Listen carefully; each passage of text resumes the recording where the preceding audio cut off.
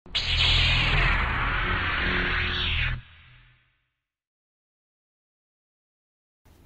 guys! Welcome sa aking channel. Bagong lahat, babatiin ko muna kayo na Merry Christmas and a Happy New Year. Itong video na to ay dapat, ang title ay Christmas Gift Guide. Pero since na-delay yung pag-upload ko, kaya gagawin ko na rin itong year-end drone recap. Isa-isayin natin tong mga drones na na-review ko before. And sa mga nakabili na nito, kung anumang drones yung nabili nyo, paki-comment dyan sa comment box kung sulit ba yung nabili nyo and kamusta yung performance.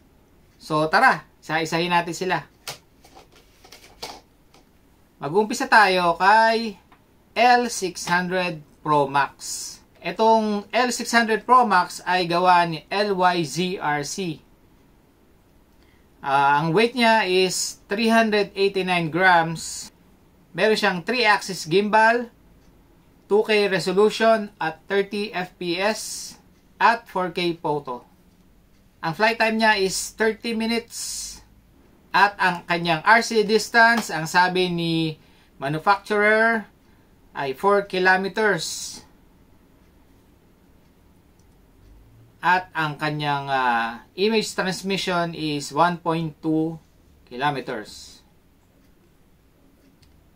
Meron din siyang optical flow positioning para stable ang lipad. And meron siyang GPS follow, orbit mode, and waypoints. Meron din itong laser obstacle avoidance. Ang price niya nga pala sa ngayon ay 6,000 plus to 7,000 plus. Depende yan sa kukunin nyo kung 1 battery or 2 batteries. Okay, next, si L200 Pro Max. Gawa rin ito ni LYZRC. Ang bigat ni L200 Pro Max is 216 grams. So, sa ibang bansa, hindi na to kailangan ng registration dahil 216 grams lang siya. Meron itong 2-axis gimbal, 2.5K camera at 30 FPS and 4K photo resolution. 23 minutes of flight time, 3 kilometers RC distance and 1.2 kilometers image transmission. Meron din itong optical flow sensor. Yan, para pagka magpapalipad kayo sa loob ng bahay or indoors, stable siya. Meron din itong GPS follow, orbit mode, and waypoint flights. Meron din siyang laser obstacle avoidance. Ang price nga pala nito ay nagre-range from 5K plus to 7K plus. Ganon din, depende rin sa battery na kukunin nyo, kung 1 battery or 2 batteries. Next ay si SGRC F11S 4K Pro. Ang weight nito is 585 grams. Medyo mabigat kasi malaki siya.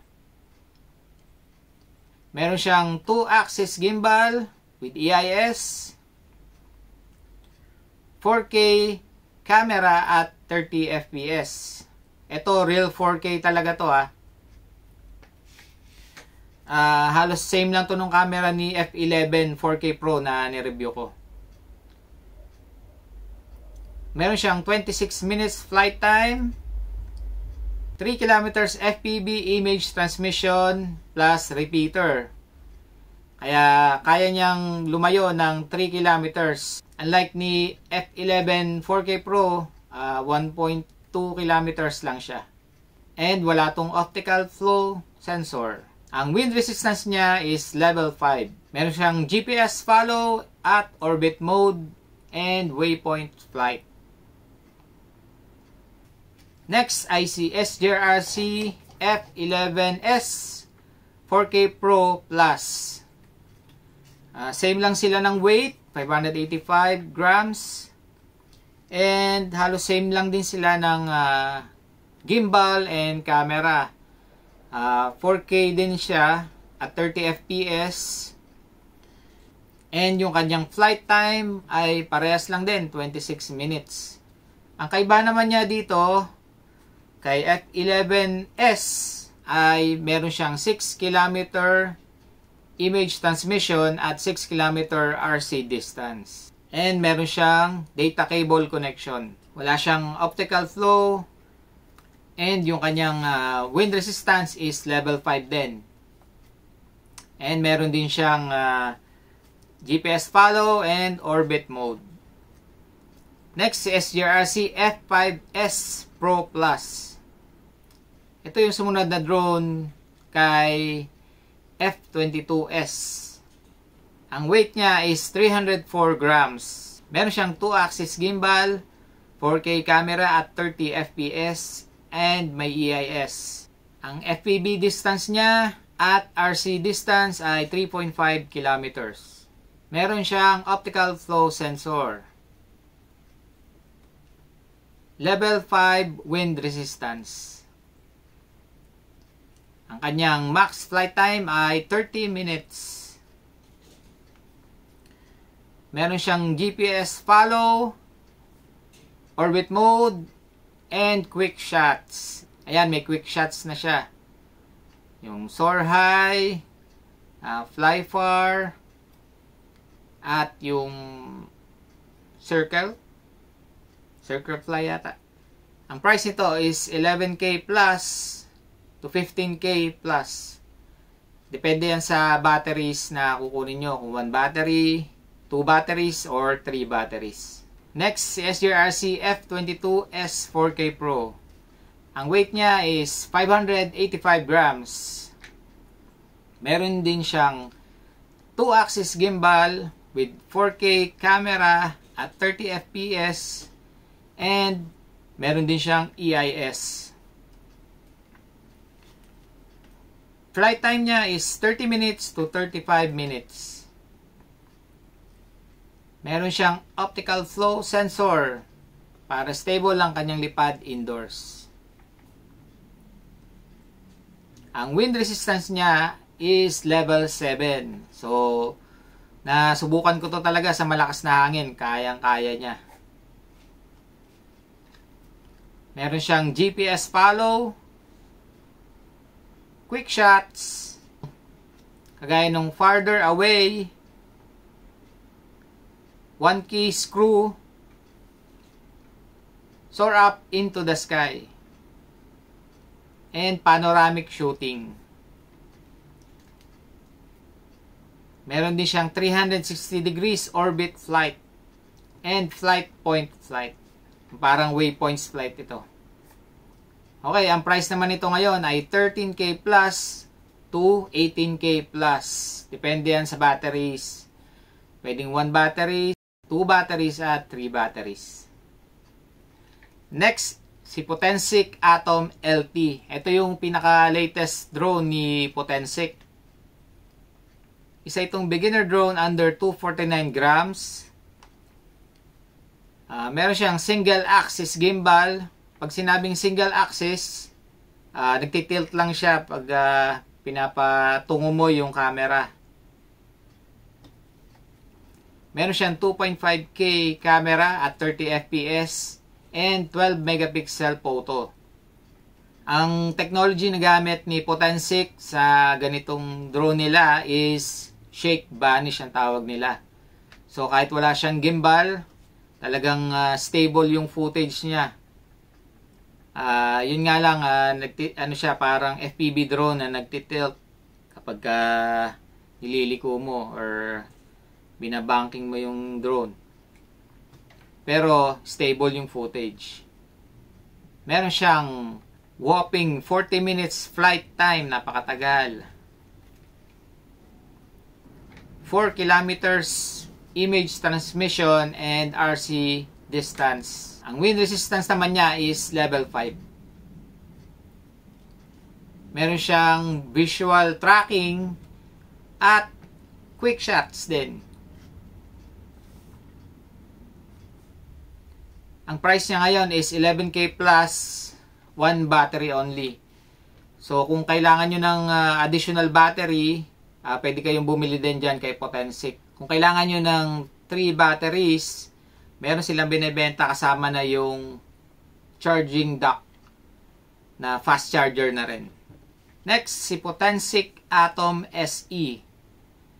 Ito yung nauna nilang drone bago si Potensic Atom. Si Potensic Atom SE ay under 249 grams din. So, hindi niya na rin kailangan ng FAA registration sa ibang bansa, gaya ng US. Pero dito sa atin, hindi na kailangan. Isa rin itong beginner drone. Meron din siyang single axis gimbal. Ito nga lang ang lamang niya kay Atom LT. Meron siyang 4K camera at 30 FPS. And same lang din na 12 megapixel photo pero Sony sensor. Kaya malinaw ang camera nito. And meron din siyang EIS and shake vanish technology. Ang kanyang max flight time ay 29 minutes. Meron din siyang 4 km image transmission and RC distance. Ang kanyang wind resistance is level 5 din. Then, meron siyang GPS follow me, orbit mode, and waypoints flight. Wala lang siya nung visual tracking kagaya ni Atom LT. Meron din siyang optical flow sensor. At ang price niya ngayon ay 14,900 one battery, 15,900 two batteries, at 16,900 yung 3 batteries. Ito na yung Atom SE combo. Kasama na yung charging dock na fast charger. Okay, ito na ang pinakahuli natin. Si Potensic Atom 3-axis gimbal. Sa mga hindi pa nakakapanood ng review ko nito, lalagay ko yan dyan sa taas. Si Potensic Atom ay under 249 grams. Isa rin tong beginner drone. Meron siyang 3-axis gimbal, 4K camera at 30 FPS, 12 megapixel photo, and Sony sensor na din siya. Kagaya ni Atom SE. At meron din siyang EIS. 32 minutes max flight time, 6 km image transmission, and 6 km RC distance range. Level 5 wind resistance. Meron siyang visual tracking, quick shots, at waypoints flight. Okay, yung price nito ngayon ay nasa 16K plus. And Atom combo naman ay nasa 18K plus. Pero kung bibili kayo nito, siguraduhin nyo naka-sale at makakuha kayo ng mga discount vouchers para mabili nyo to na mas mababa. Or para mas mabili nyo to sa mababang presyo. Okay. Ano sa tingin nyo guys? Ano bang maganda dyan? Unang-una sa presyo, sa quality ng video, and overall, yung pinakasulit. Ano sa tingin nyo guys? Comment lang kayo dyan sa comment box. Para sa mga hindi pa nakakabili at interested sa mga drones na binanggit ko, ilalagay ko ang link dyan sa description box at ipipin ko sa comment section. And ongoing pa rin ang Christmas sale ni Potensic sa kanilang Potensic Store website. Check nyo lang yung website nila and doon nyo makikita yung mga binibenta nilang drones, yung Atom series. And meron din sila mga extra batteries, charging hub, controller, Kaya habang naka-sale pa, bumili na kayo para malaki ang ma-discount nyo. And huwag nyo kakalimutan yung discount coupon sa pag-checkout nyo. And sa Lazada and Shopee, katatapos lang yung 12/12 sale. Pero abang-abang pa rin tayo. Baka magkaroon sila ng end of the year sale. At info nga pala, yung ibang nabanggit ko dyan na drones, hindi ko pa nare-review yon. Isinama ko lang sila kasi alam kong magaganda itong mga drones na to at mga sulit din. And hanggang sa muli, maraming salamat sa panonood. And don't forget to like, subscribe, and share ng mga videos ko. Then hit the bell icon sa all para ma-notify ka susunod kong drone review. Hanggang sa muli, Merry Christmas sa inyo lahat and a Happy New Year. This is Tech DIY. Bye-bye!